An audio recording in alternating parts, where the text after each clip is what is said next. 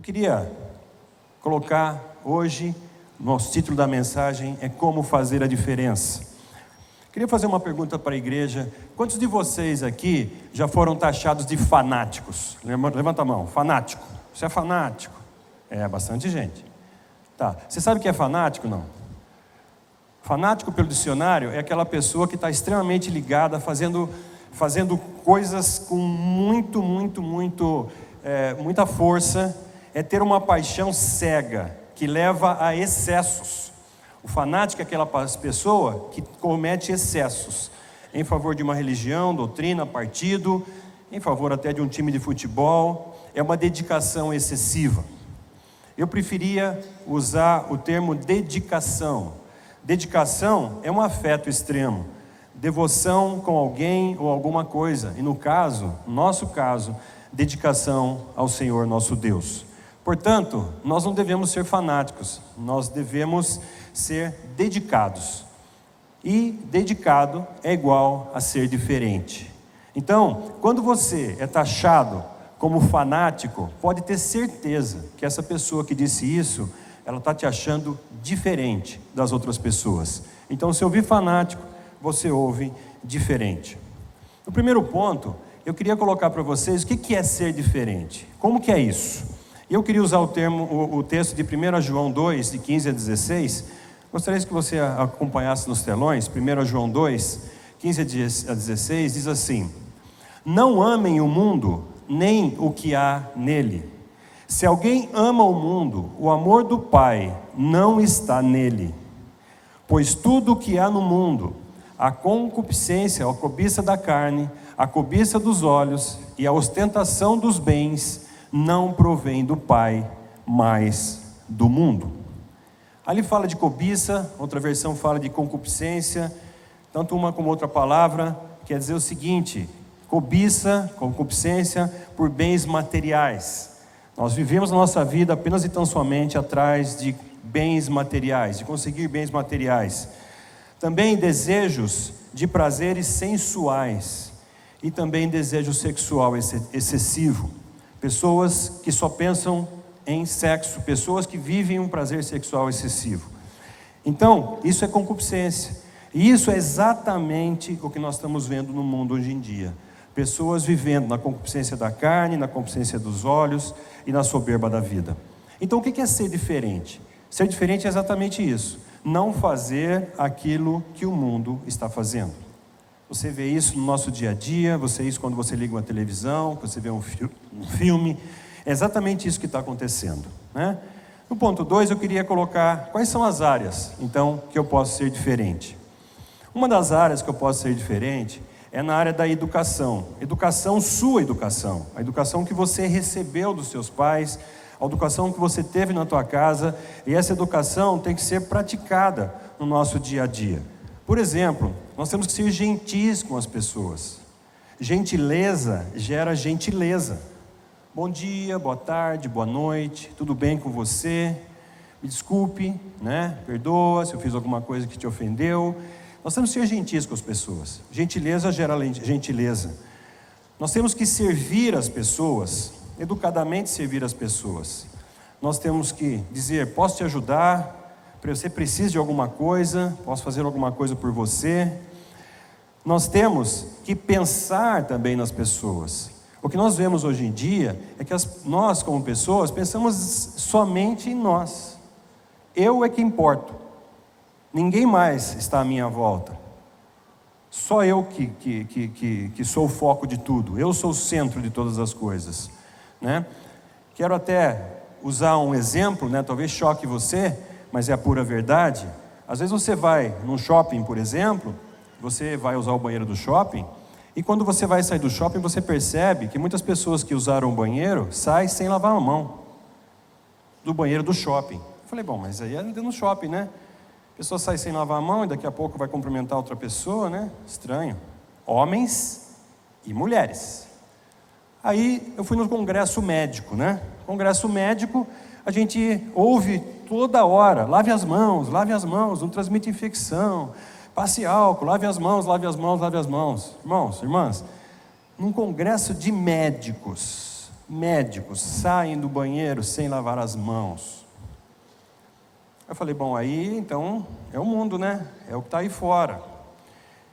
Amados, no banheiro da igreja, pessoas saem do banheiro sem lavar as mãos e vão nos cumprimentar logo em seguida. Não sei se eu atingi alguém aqui, mas é isso que a gente tem visto. Então, nós não podemos pensar só na gente. Não vou pegar nessa torneira, porque essa torneira deve estar contaminada. O que você está falando? Nós temos que pensar também nas pessoas. Então, não é só nas pessoas que estão no shopping, não são só os médicos e médicas. Nós também, dentro da igreja, nós temos que ser educados e pensar nas pessoas. Ainda na educação, nós temos que ser tardios em nos irar. A pessoa faz alguma coisa contra nós não podemos perder a estribeira, não podemos ficar nervosos, temos que ser tardios em nos irar e muito rápidos em perdoar. Já perdoa logo e pronto, já está livre, né? Não precisa continuar com esse peso. O pastor Pio tem colocado aqui também no púlpito sobre nossas roupas, nosso vestuário, né? E ele tem falado sobre como que nós estamos nos vestindo. Na verdade, nós estamos nos vestindo assim: roupas muito justas, roupas muito decotadas, saias muito curtas, né? Então, o que a gente tem que fazer? O pastor Pio já deu a fórmula, e eu quero só lembrar a igreja disso aí. A fórmula é o seguinte: quando você for sair da tua casa, você olha no espelho e pergunta para o Espírito Santo: Espírito Santo, tá boa essa roupa? Tá legal? Tá muito sensual? Tá menos sensual? Como é que tá? Né? Pergunta para ele, e aí ele vai dizer para você: melhor trocar. Às vezes você tem o teu marido em casa, você tem tua esposa em casa, que pode dar um toque também: ó, isso aí não está legal, faça assim, faça assim, faça assim. Então, vamos prestar atenção nisso. Às vezes você não está nem com intenção de nada, mas a tua roupa não está adequada, não só para a igreja, mas também para o seu dia a dia. No seu dia a dia, no seu trabalho, na empresa, no seu dia a dia aí pela vida, né? Então vamos cuidar bastante das nossas roupas, vamos ser diferentes daquilo que está acontecendo no mundo. Você sabe que no mundo é completamente diferente daquilo que eu estou dizendo, né? Nós temos também que ter muito cuidado, como cristãos diferentes, nós temos que ter muito cuidado com o nosso corpo, com o nosso organismo, né? Isso aí não é aquilo que a gente fica falando o tempo todo. Não, o Dr. Verde é chato, fica falando sobre isso o tempo todo, que nós temos que cuidar da gente, que nós temos que fazer isso, fazer aquilo, né? Não é o Dr. Verde que está falando, não. Vamos ler lá em Efésios 5, 29. Efésios 5, 29. Diz assim: além do mais, ninguém jamais odiou seu próprio corpo. Antes o alimenta e dele cuida, como também Cristo faz com a igreja. Será que você está cuidando do seu corpo como nosso Senhor Jesus Cristo está cuidando da sua igreja? Essa é a pergunta que você tem que fazer. Será que eu estou cuidando de mim como o Senhor Jesus está cuidando do seu corpo, que é a igreja? Se você falar sim, eu estou cuidando legal, beleza. Se você falar, eu posso fazer mudanças na minha vida. Então você deve fazer mudanças, porque não é um médico chato que está dizendo isso. Quem está dizendo isso é a palavra de Deus. Você tem que cuidar do seu corpo de forma correta. Nós temos estatísticas, as estatísticas atuais dizem o seguinte: 66%, 2/3 da população entre 18 e 25 anos de idade, não são pessoas idosas não, 18 e 25 anos de idade, 2/3 dessa população está acima do peso ideal, está no sobrepeso, e uma boa parte dessas pessoas já são obesas, 18 a 25 anos. Até que idade vocês acham que essa pessoa vai viver? Porque a gente sabe hoje que a obesidade é a maior causa de morte em todo o mundo. A obesidade mata através do diabetes, através do infarto do coração, através do derrame cerebral, através do câncer. Uma das maiores causas de câncer é a obesidade. 66% entre 18 e 25 anos já estão acima do peso ou obesos. Então eu sempre pergunto, fico pensando, até que idade essa pessoa acha que vai viver? Porque não vai.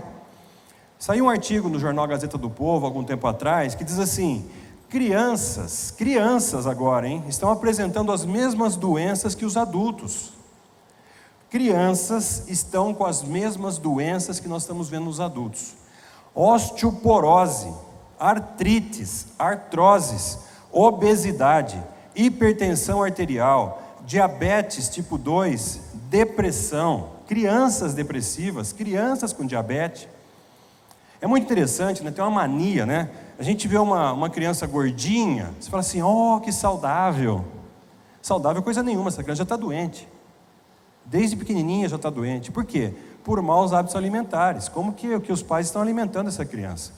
E hoje é fast food, só hambúrguer, só batata frita, né? Só refrigerante. Existem 2 tipos de diabetes.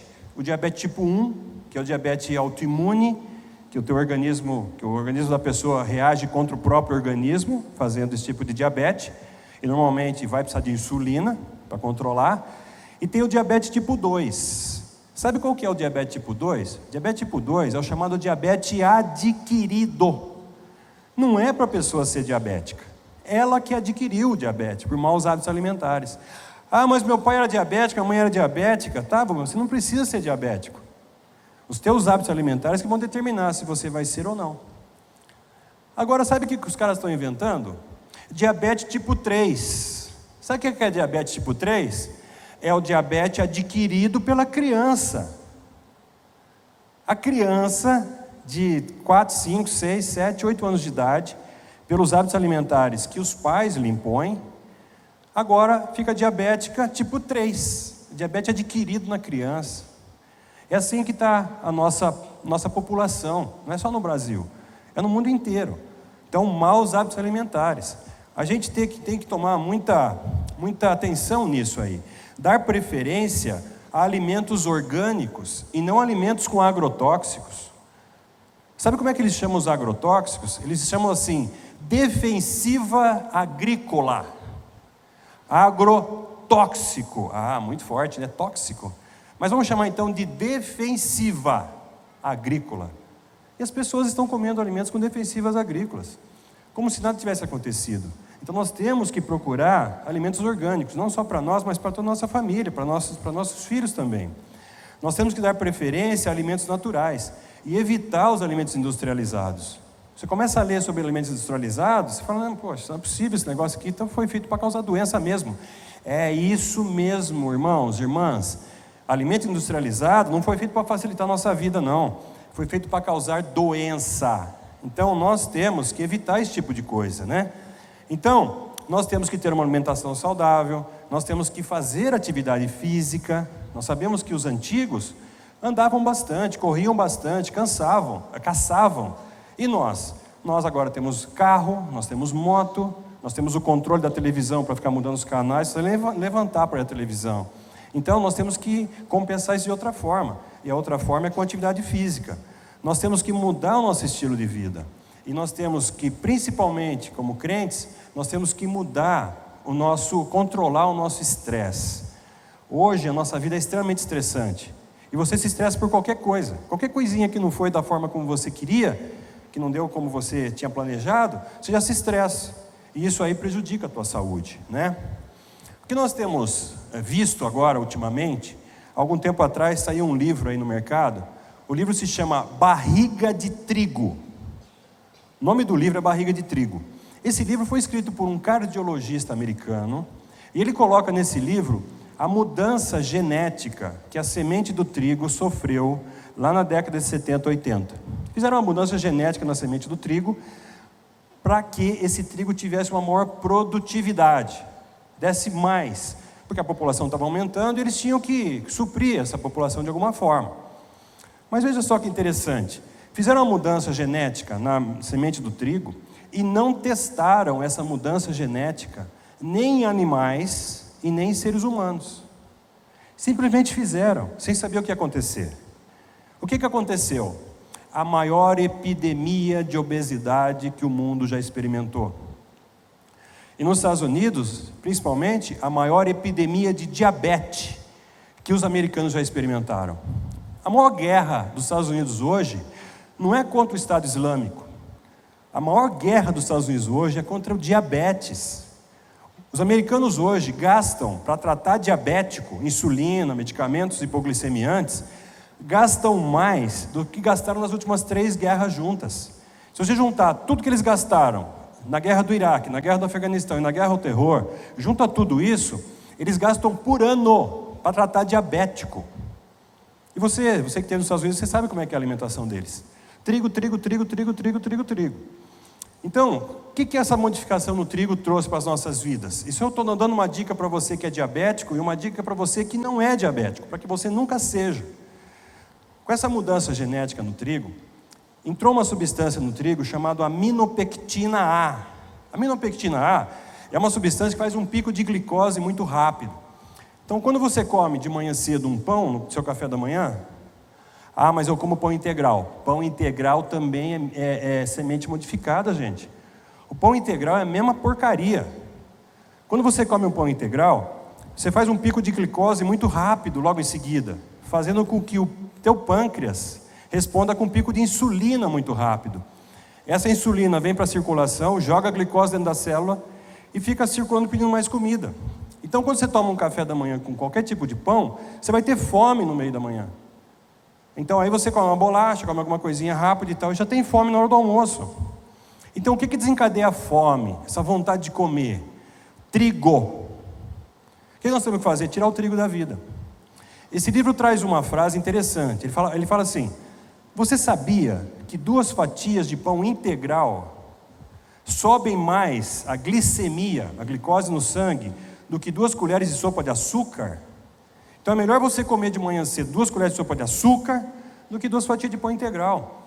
E a gente acha que a gente está fazendo muito bem, tirando o pão branco da vida e colocando pão preto, pão integral. Mesma porcaria, tem que tirar da vida. Então, estou dando uma dica para você que é diabético e para você que espero que você nunca seja. Tira o trigo da sua vida. Fui convidado para fazer uma palestra na universidade aqui de Curitiba, na Uninter, exatamente sobre tratamento alternativo do diabetes. E nós temos hoje 2 tipos de diabetes, 2 tipos de tratamento para o diabetes. O diabetes medicado, então você que é diabetes está entendendo o que eu estou falando. O diabetes medicado é aquele diabetes que você toma insulina, toma metformina, toma remedinho para baixar a tua glicemia e você come o que você quiser. Então é o diabetes medicado. Mas tem também o diabetes controlado, que você pode fazer uma dieta bem feitinha, tirando o trigo da vida, e você vai ter o controle do seu diabetes sem ter que ficar tomando remédio e insulina. Então você pode migrar do diabetes medicado para o diabetes controlado? Você pode fazer isso, é possível você fazer isso. Agora, tem que tirar o trigo da vida.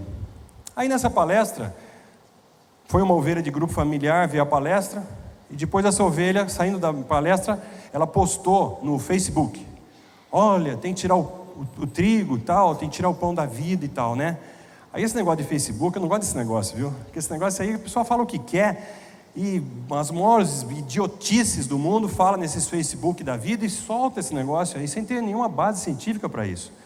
Aí uma pessoa colocou assim: que absurdo falar que nós não podemos mais comer pão. Jesus Cristo comia pão. O que esse cara está falando? Aí eu não aguentei, né? Eu nunca respondo esse negócio, né? Mas eu respondi assim: não estou falando de pão, estou falando de trigo. O trigo na época de Jesus era de uma forma. Na década de 80, 1980 anos depois de Cristo, o trigo foi modificado. Então não estou falando de pão, estou falando de trigo. Eu posso fazer um pão de farinha de arroz? Você pode. Você pode fazer um outro tipo de pão? Pode. Hoje está muito em voga falar assim: glúten, glúten, glúten, cuidado com o glúten, a intolerância ao glúten, glúten. Esquece o glúten, gente. Tira o trigo. Tirou o trigo, você vai ver que acabou a sua intolerância ao glúten. Muitas pessoas com infecções intestinais, colites, exatamente por causa do glúten, se você tira trigo, você melhora tudo isso, né? Uma dica aí de alimentação para você.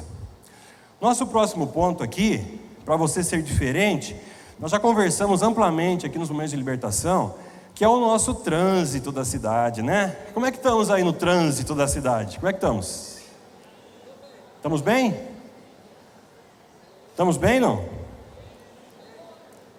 Essa mesma ovelha de grupo familiar que postou no Facebook sobre o trigo, ele estava falando o seguinte, que ele estava passando perto da minha casa aqui na Avenida Iguaçu, e aí ele pediu, deu sinal de seta para entrar, e a pessoa que estava no carro atrás enfiou o carro em cima e não deixou, mas ele já estava meio com o carro entrando, né? Então ele entrou.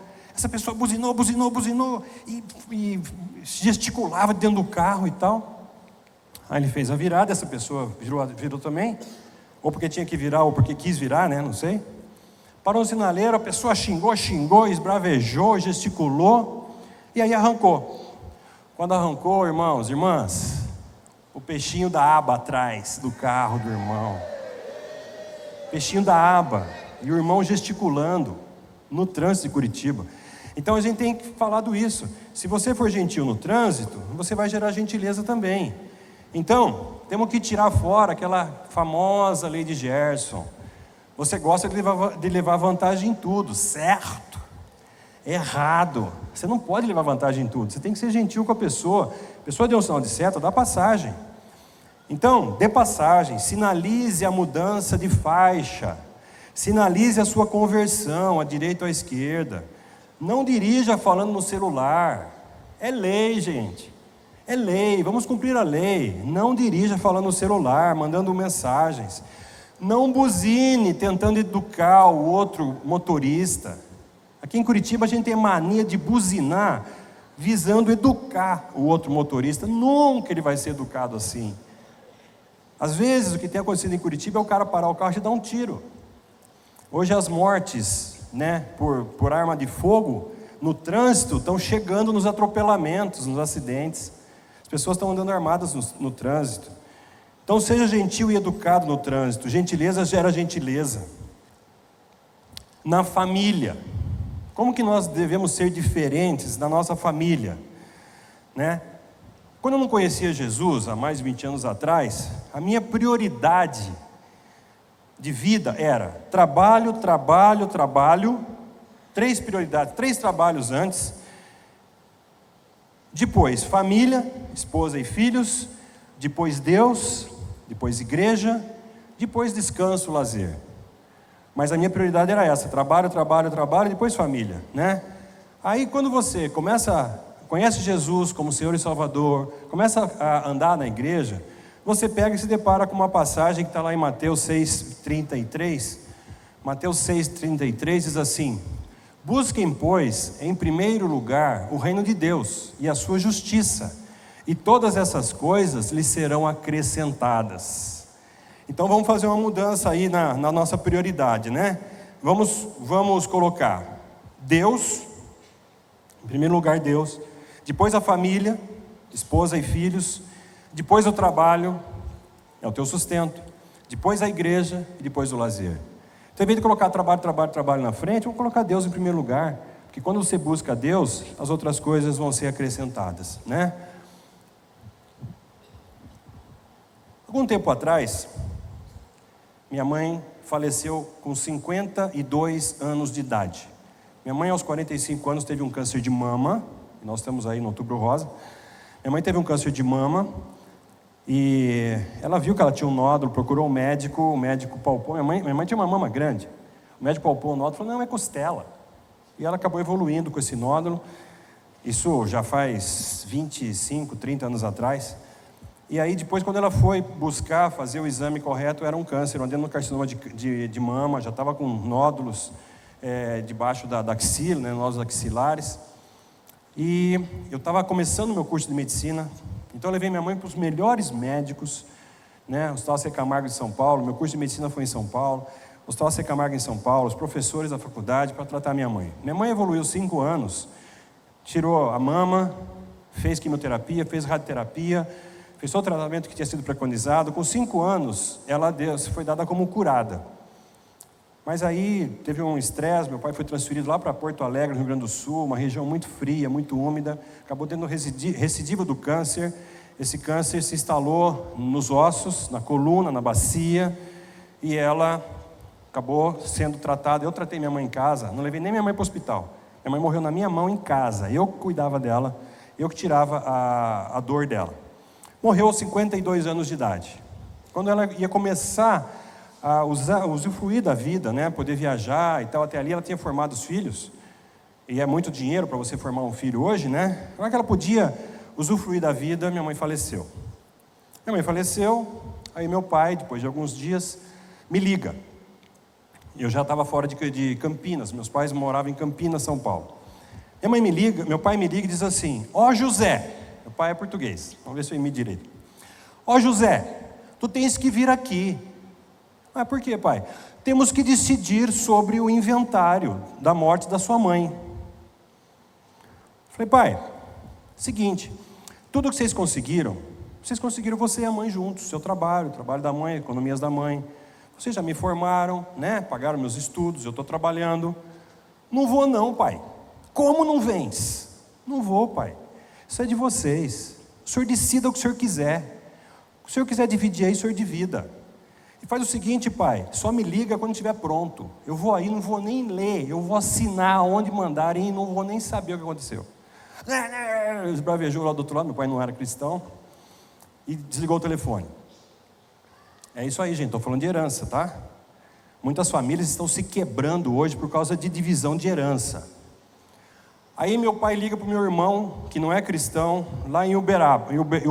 Meu irmão é engenheiro agrônomo. Ó Jorge, tu tens que vir aqui. Ah, por quê, pai? Ah, temos que decidir aí sobre a herança, o inventário da sua mãe. Aí meu irmão já me conhece, meu irmão não é cristão ainda. Meu irmão já me conhece e falou assim: ô pai, o que o Zé falou? Disse que não vem, disse que eu tenho que decidir tudo aqui. Aí meu irmão já me conhece e falou assim: pai, o meu irmão falou, pai, não vou não, pai. O senhor decide aí, e quando tiver tudo pronto, o senhor me chama aí, eu só vou assinar, não vou nem ler. Esbravejou e desligou o telefone. Irmãos, irmãs, vocês acham que o meu pai ia fazer alguma coisa errada? 3 filhos, você acha que ele ia dar mais para um do que para outro? Não ia, gente, ele ia fazer a coisa correta. E precisa ficar brigando por causa de herança? Tem lei, tem o teu pai que confia em você. Bom, foi tranquilo, né? Ó, tá pronto e tal, fomos para Campinas, fomos os 3 irmãos. E aí, deu lá para o negócio, onde que eu assino? Aqui. Não vais ler? Não vou ler não, onde que eu assino? Meu irmão mais novo, onde que eu assino? Assinou, pronto. Família se manteve unida. As pessoas estão se dividindo hoje, a família se divide, a família briga por causa de herança, gente, por causa de dinheiro. E a coisa foi bem dividida, certinho, todo mundo ficou feliz, contente, nem li aquele inventário lá, fez e pronto. Beleza. Aí passaram-se 7 anos, e meu pai conheceu uma outra senhora, uma senhora portuguesa, que era solteira, e aí quis casar com a senhora, né? Aí teve algum probleminha lá para o casamento, meus irmãos não queriam o casamento, chamei os meus irmãos e, né, olha, é importante e tal, né, casou e tal, e foi evoluindo. Quando meu pai chegou com 81 anos de idade, meu pai teve um derrame cerebral, um AVC, aos 81 anos, foi evoluindo e morreu. Antes disso, Deus me permitiu fazer uma pós-graduação lá em Campinas, em terapia intensiva, e eu fui 18 meses, 1 ano e meio, todos os meses para Campinas, para estar junto dele. Falar do amor de Deus, estar ali com ele, e eu falava, pai, chama uma advogada, e eu indiquei até a advogada, uma prima da Celina, da minha esposa, para ela fazer um inventário, para fazer um testamento, pai. O senhor está com 80 anos, 81 anos, então faz um testamento. Olha aí, o senhor está agora com uma senhora, você casou agora com uma senhora, faz um testamento, pai, que o senhor quer deixar para ela, direitinho e tal. E apesar da minha insistência, meu pai não fez. Faz um derrame cerebral, vai para o hospital e morre. Meu pai morreu, e aí ficou aquele clima pesado, né? Porque quando meu pai, com 63 anos, casou com essa senhora de 55, casamento numa idade dessa, você casa com separações universal de bens, é lei. Então tudo que a pessoa tinha antes é dela. E dali para frente, aí é o que você constituiu dali para frente. Mas meu pai já era aposentado, não constituiu nada dali para frente. Então, se você for ver, essa senhora, que foi minha madrasta, não tinha direito a nada. E ficou aquele clima pesado lá, né? Como é que vai ser e tal, não tem direito, aquelas coisas, né? Aquele negócio. Bom, aí, como que o cristão diferente age? Liguei para os meus 2 irmãos, que não são cristãos. Falei assim, vamos nos encontrar em Campinas, vamos almoçar juntos e tal, conversar sobre isso. Marquei um almoço em Campinas, fomos almoçar. E eu falei, o clima está pesado, assim. A Suzana, né, a madrasta, cuidou do pai esse tempo todo, uma pessoa fiel, cuidou dele, né? Não tem por que ela sair de mão abanando, mesmo não tendo direito da parte jurídica. Vamos arrumar esse negócio, vamos chegar lá e vamos falar assim, vamos ver o que ela quer. Suzana, o que você quer? Né? E aí concordamos ali no almoço de fazer isso. Né? Gente, numa hora dessa tinha virado uma briga, né? Não tem direito a nada, aquelas coisas, né? Tudo para mim, nada para os outros, né? 3 irmãos, cada um tem direito a 1/3, só que um dos irmãos quer ter metade, né? É assim que é o negócio, é brigaiada. Aí fomos na casa dessa senhora, né, da Suzana, onde ela morava com meu pai. Chegamos lá, aquele clima pesado, né? Cara feia e tal, né? O que será que vai acontecer, né? Aí eu virei para ela e falei assim, Suzana, estamos aqui o seguinte, nós estamos aqui para saber, você sabe que o pai faleceu e tal, né? E que juridicamente, né? Você foi casada com separação de bens, mas a gente quer saber o que você quer. Ela parou, deu um tranco nela assim, ela não é cristã também, por enquanto, né? E já mudou o clima. Eu quero morar nesse apartamento aqui que eu morei com seu pai. Esse apartamento pode ser usufruto de vocês, mas eu moro aqui. Eu posso alugar para outra pessoa, eu usufruo do apartamento, só não posso vender. Eu sei, o apartamento é de vocês, quando eu morrer é de vocês. E eu tenho uma poupança que eu fiz com o seu pai, que tinha R$92 mil naquela época, e eu quero essa poupança para poder viver. E também eu quero a aposentadoria do seu pai. Aquele valor que o seu pai ganhava por mês, eu quero ter para mim. Aí virei para o irmão mais velho e falei, Manuel, fala para a sua advogada fazer exatamente isso que ela quer. Ela vai ter usufruto do apartamento, ela vai ficar com a poupança e vai ficar com o salário do pai. Resolvido o problema, gente. Para que você vai brigar? Para que você vai dividir a sua família numa hora crítica dessa? Por que eu estou falando isso aqui? Porque é isso que acontece, gente. As pessoas saem brigando, irmãos brigando, pai e filhos brigando, por causa de porcaria. Então, eu não sei se eu bati em alguém aqui, né? Mas eu não estou falando aqui porque eu quis. Deus mandou falar esse testemunho para vocês. Vamos tomar cuidado com esse negócio de herança aí, né? Tem leis que gerem isso, vamos entrar nas leis, né? E o fato é que a família se manteve unida e foi um testemunho dado, né? Na igreja, como é que nós podemos ser diferentes na igreja? Na igreja, nós vamos ser diferentes servindo de todo o coração como ao Senhor e não a homens. Vamos ler lá Efésios 6, de 5 a 8.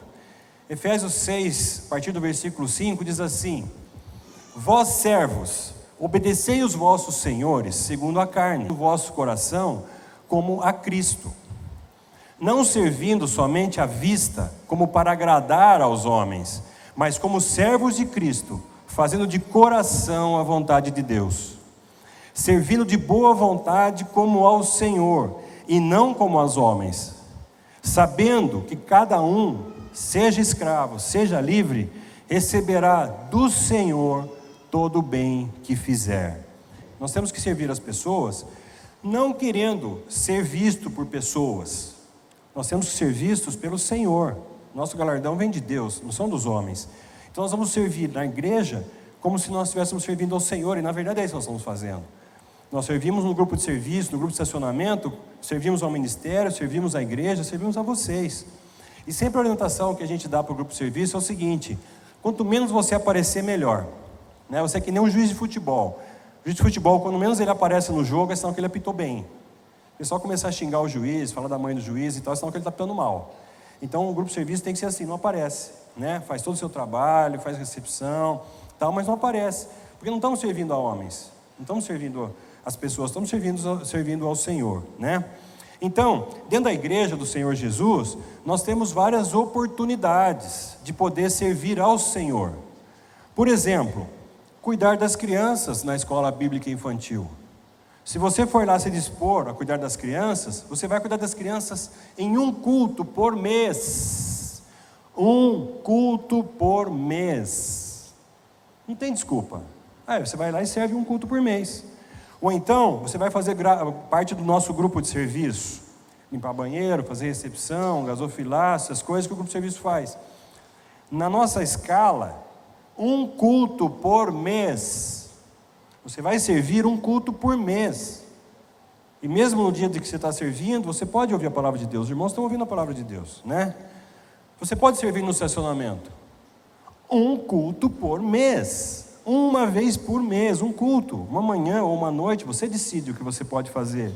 você vai nos ajudar no estacionamento como voluntário, um culto por mês. Os outros cultos, os outros 7, 8 cultos por mês, 9 cultos por mês, se o mês tivesse 5 domingos, você vai estar na igreja conosco, é um culto por mês. E você não precisa servir a EBI, ao grupo de serviço, ao grupo de estacionamento, você escolhe um deles, e você, um culto por mês, vai nos ajudar, né? Você pode, por exemplo, fazer parte do grupo de evangelização. Nós aqui na igreja, nós temos várias frentes de evangelização. Por exemplo, hospitais, levar a palavra de Deus aos enfermos, casa de idosos, casa-lar para crianças, pregar a palavra de Deus em presídios, trabalho com moradores de rua, trabalho com profissionais do sexo, pontos de pregação do evangelho, refeição, banho, doações, trabalhar no grupo de empresários, que nós chamamos de Prosperity in Business, prosperidade dos negócios, evangelização de empresários profissionais liberais, através de jantares, através de cafés da manhã, cruzada JC nos bairros, levar Jesus Cristo, a palavra de Deus aos bairros carentes da cidade, projeto Operação Vida, que é uma ação do grupo de mulheres da igreja, projeto Verão Vida, que ocorre lá em janeiro, lá em Guaratuba, que é um projeto do grupo de jovens da igreja. Você pode se envolver nisso aí, não vai tirar pedaço não, você vai servir ao Senhor e não a homens, né? Se você quiser fazer parte de um desses ministérios, consegue colocar no telão o e-mail? Isso. Se você quiser fazer parte de algum dessas frentes de pregação do evangelho, você pode escolher qual que você quer. Então tá lá, o e-mail evangelizacal@aba.org.br e tem um telefone. Você pode anotar e você liga. Uma outra forma de você servir a igreja é exatamente aquilo que a gente viu nos nossos avisos, né? A campanha de doação de sangue. Nós fazemos a campanha de doação de sangue 2 vezes por ano, no mês de abril e no mês de outubro. 2 vezes por ano você vai lá e doa sangue. Irmãos, é incrível, nossa igreja está com quase 8.000 pessoas registradas, 8.000 membros. Quando você faz uma campanha de 30 dias de doação de sangue, e você vai ver quem foi lá doar, né? Vai 20 pessoas, gente, 25 pessoas doar sangue. 8.000 membros, 8.000 pessoas. Então eu fico pensando, o que impede uma pessoa de doar sangue? Quando a pessoa doa sangue, o maior beneficiado é a própria pessoa. Ela, a pessoa que doou, é o maior beneficiado. E depois o sangue que ela doou vai beneficiar mais 4 pessoas. Porque o banco de sangue fraciona esse sangue. Ele divide em glóbulos vermelhos, hemácias, divide em plaquetas, né? Divide em plasma, que é só a parte líquida do sangue, com os eletrólitos. E pode fazer também outras coisas, pode fazer albumina, pode fazer fibrinogênio. Eles dividem o seu sangue, eles fracionam o seu sangue para beneficiar mais 4, 5 pessoas. Então quando você doa, você beneficia primeiro você, e depois mais 4, 5 pessoas que são estranhas a você. Agora é muito interessante, não sei quantos daqui doaram, não vou pedir para levantar a mão, sei que são poucos, né? Quando você chega lá no banco de sangue para doar, você fala, olha, eu quero doar para comer o Cristaaba. As secretárias todas já conhecem a igreja. É importante as secretárias saberem o que a igreja está fazendo para a comunidade, porque falta sangue, a gente vê sempre na televisão, no rádio, olha, se você tem sangue tal tipo, né, venha doar e tal. Então eu fico pensando, o que impede uma pessoa de doar sangue? É o tamanho da agulha?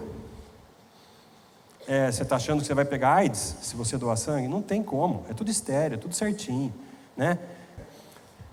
Beleza, como é que nós podemos ser diferentes também no nosso estudo, na nossa escola, na nossa faculdade, né? Nós temos que ter postura dentro das nossas salas de aula, nós temos que ter postura junto aos nossos professores, né? Faculdade, pós-graduação, a escola, o que você faz.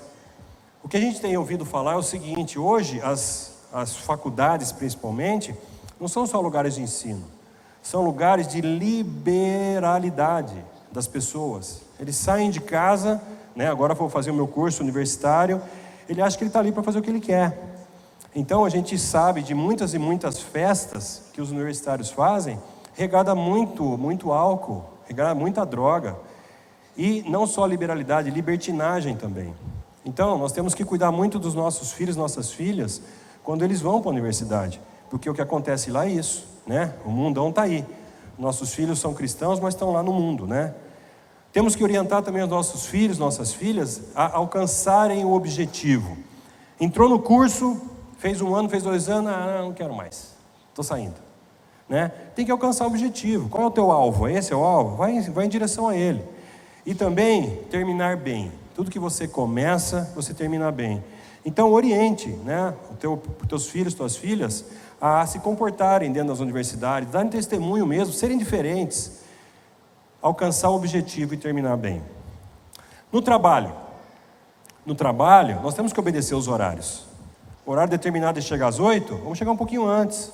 Não adianta você chegar às 8h10 e depois ficar arrumando desculpa, né? Normalmente uma mentira para o teu chefe, né? É às 8, chegue um pouquinho antes, chegue 7:50.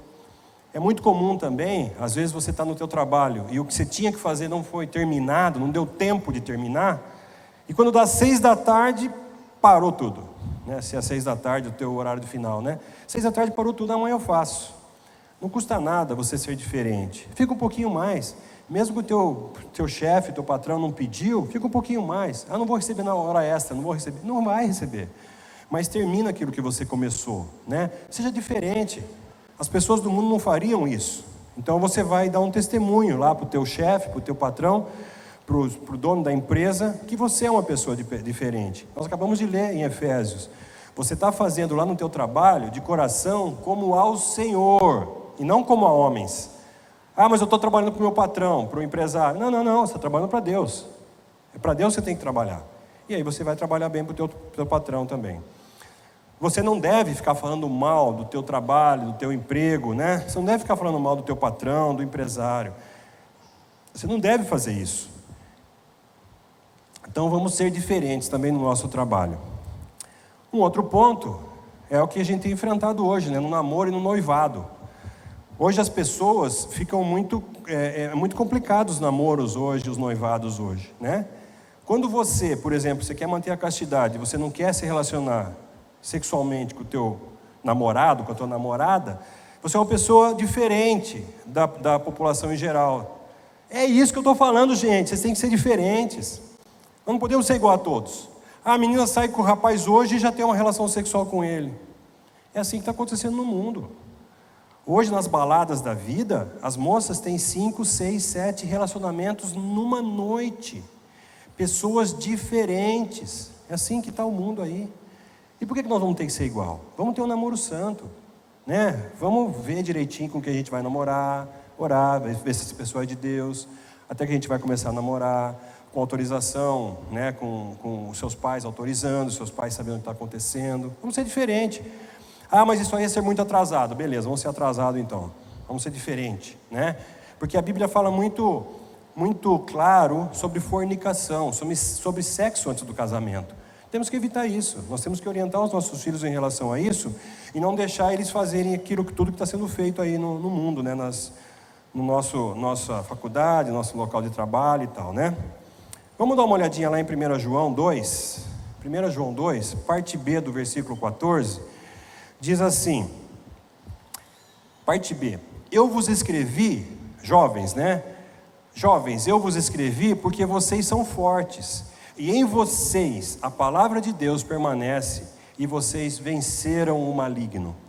Então quando um jovem não faz o que o mundo costuma fazer, é exatamente o que ele está fazendo isso aqui.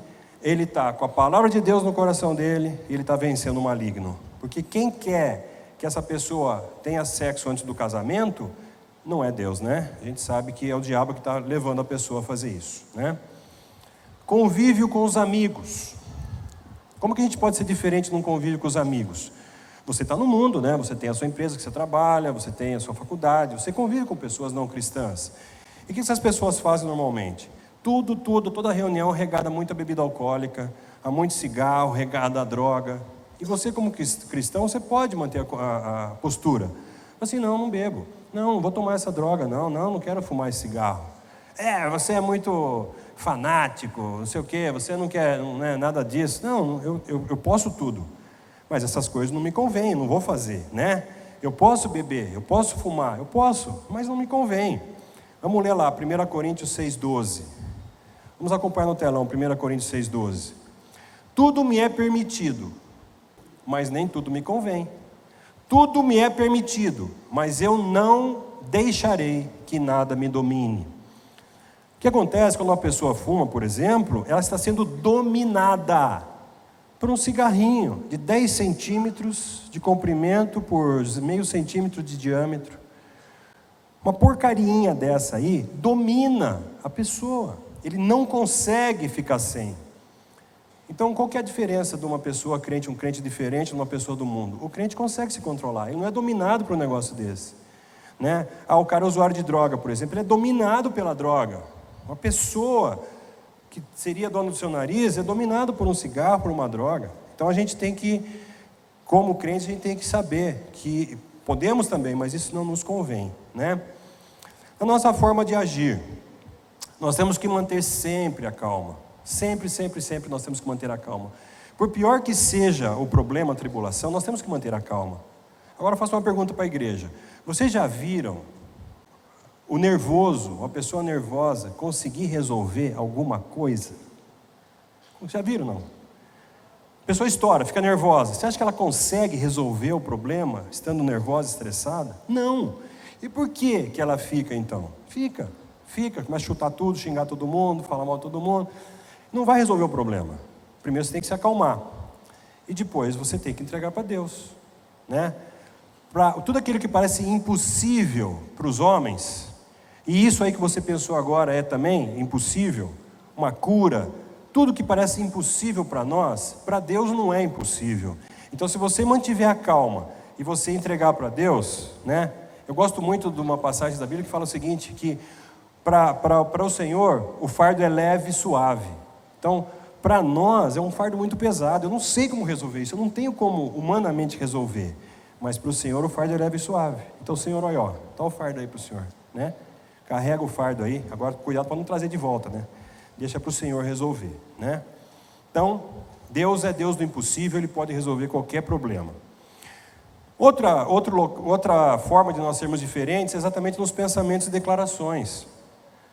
A gente tem falado também nos momentos de libertação sobre o poder da língua. A Bíblia fala muito, muito, muito sobre o poder que nós temos nas nossas palavras, o poder da língua. A gente ouviu de púlpito que esse mundo foi criado através do poder da palavra, né? Então, coloca lá Provérbios 18, 21. Provérbios 18, 21 diz assim: a língua tem poder sobre a vida e a morte. Os que gostam de usá-la comerão do seu fruto. Se você tomar cuidado com as tuas palavras, você evita muito, muito sofrimento.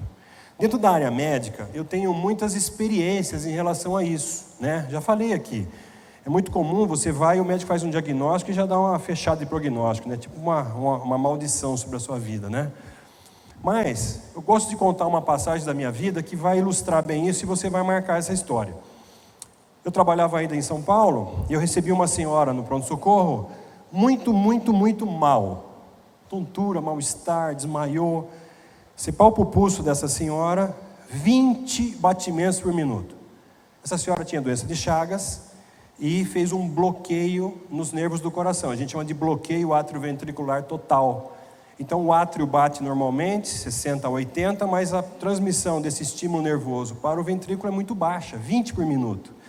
20 por minuto é 20 vezes que vai sangue para a cabeça, em vez de 60, 70, 80. E essa senhora desmaiou, estava passando muito mal. Corremos e colocamos pela virilha um marca-passo provisório. É um fiozinho elétrico e um marca-passo que vai manter a frequência cardíaca dela. Batimentos por minuto. Batimentos por minuto 60 a 80, 70 é o ideal. Coloca o marca-passo provisório, 70 por minuto, ficou boa a senhora. Programamos aí um implante de um marca-passo definitivo. Uma caixinha que você coloca aqui em cima, embaixo da clavícula, os fios do coração, e ela vai manter o seu ritmo pelo resto da vida, né? Vai controlar o ritmo dela. Marca-passo. Vai marcar os passos dela. Pegamos o marca-passo mais moderno da época e pusemos nessa senhora, cirurgia tranquila, na boa, né? Acabou a cirurgia, passou um dia ou dois, voltei lá pro quarto para dar alta para ela, falei assim: e aí, dona Maria, como é que tá? Ô, doutor, tô boa. Tô boa, doutor, tirou com a mão, já tô tranquila. Então tá bom, dona Maria, a senhora vai embora de alta, daqui uns 15 dias a senhora volta. Quero dar uma olhadinha aí na sua incisão, né? Se cicatrizou bem. E nós vamos fazer uma programação do marca-passo. Você coloca um ímã em cima do marca-passo com um computador e você programa tudo que você precisa, né, para fazer que esse marca-passo dure bastante tempo. Foi embora, dona Maria, feliz, contente, na boa. Volta a Dona Maria daí 15 dias. Mal.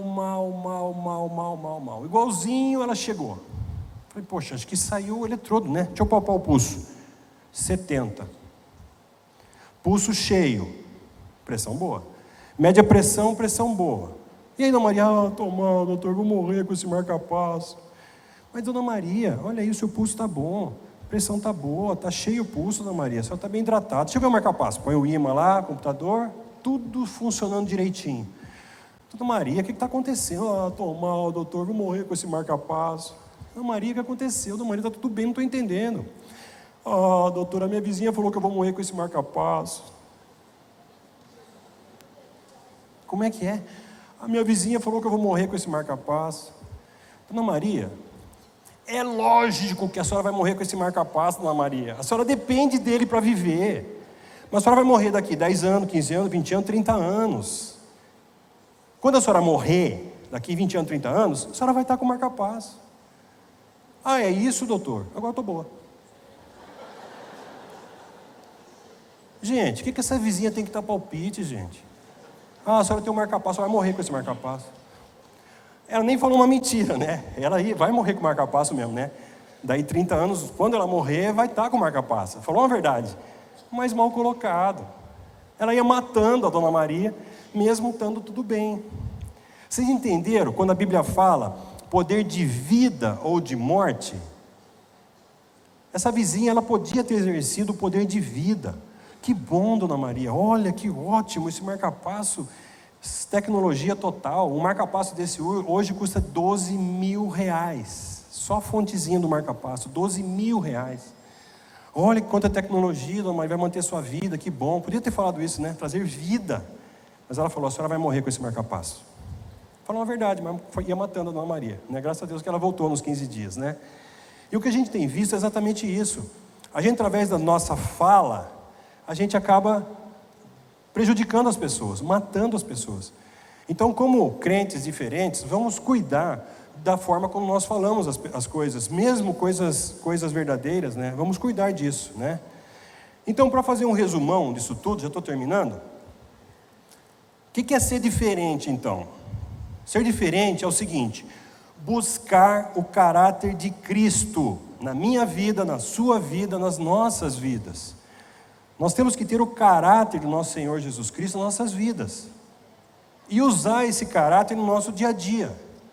Eu sempre gosto de citar que um dos primeiros livros que eu li, depois que eu conhecia Jesus, foi Em Meu Lugar, O que Faria Jesus? É um livro que traz um monte de histórias. Ele fala assim, não, mas esse tipo de negócio, em meu lugar, Jesus faria? Faria, então você faça.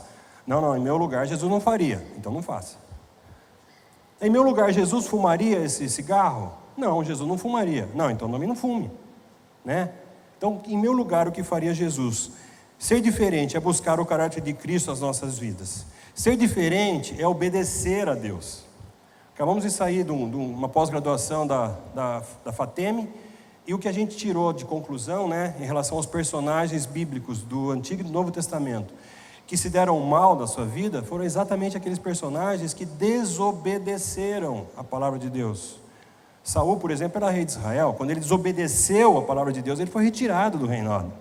Então, a obediência à palavra de Deus é muito importante para nós sermos diferentes.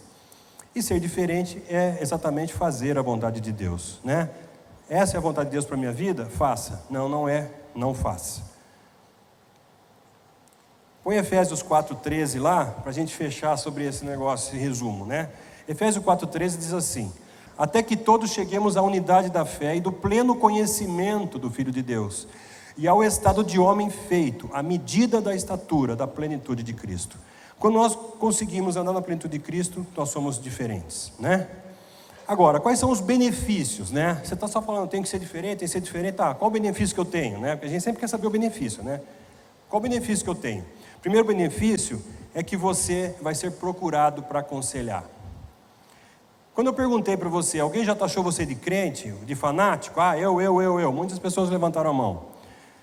Saiba que na hora que essa pessoa tiver um problema, é você que ele vai procurar. Na hora que ele vê que a situação está feia, é você que ele vai buscar orientação e conselho.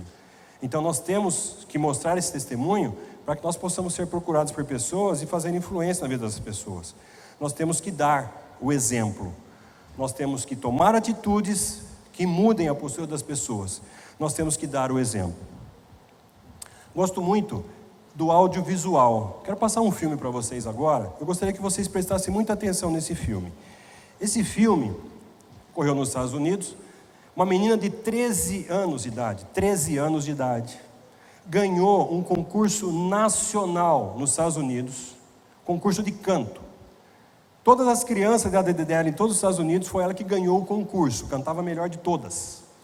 E o prêmio desse concurso, além de outros, era cantar o hino nacional americano na final do campeonato americano de basquete profissional, da NBA americano. O prêmio para a menina que ganhou 13 anos é cantar o hino nacional no ginásio onde vai ocorrer a final do campeonato de basquete americano. A menina foi, estavam lá os seus pais, estavam lá parentes, amigos, estava a sua professora de canto, afinal a menina tinha ganho o concurso em todos os Estados Unidos, né? Estavam todos lá. A menina foi chamada na hora de cantar o hino. Ela começou a cantar segura e afinada. Em seguida ficou nervosa. O braço tremeu, engasgou, esqueceu a letra. Deu um branco na menina.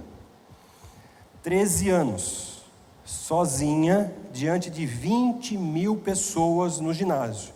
O público, sem entender nada, ameaça até uma vaia. De repente, vou dar uma olhadinha no vídeo.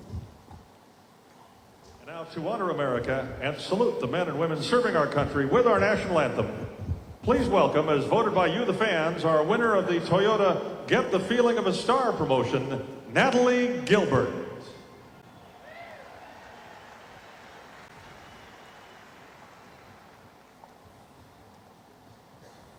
Oh, say, can you see by the dawn's early light what so proudly we hailed at the stars like stars?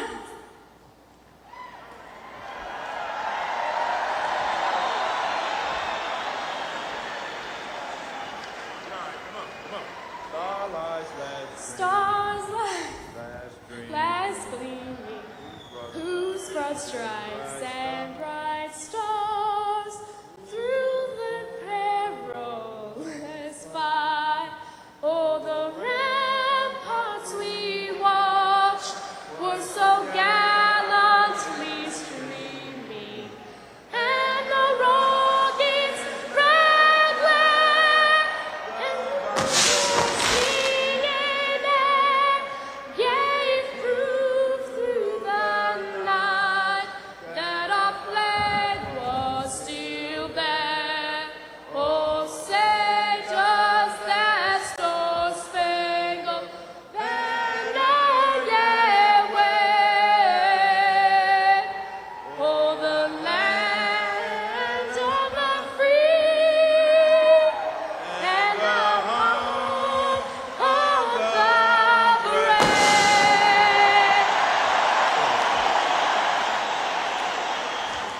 De repente, do nada, aparece esse homem aí. Esse homem chama Mo Shax. Ele é técnico de um dos times que ia jogar a final do Portland Trail Blazers.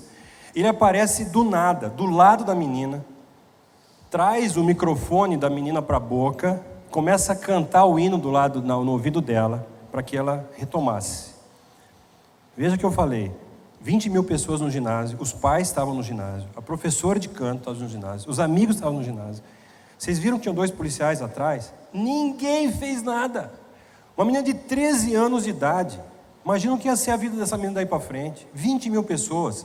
Campeonato final do basquete sendo transmitido para todos os Estados Unidos e para o mundo. Esse homem andou 50 metros.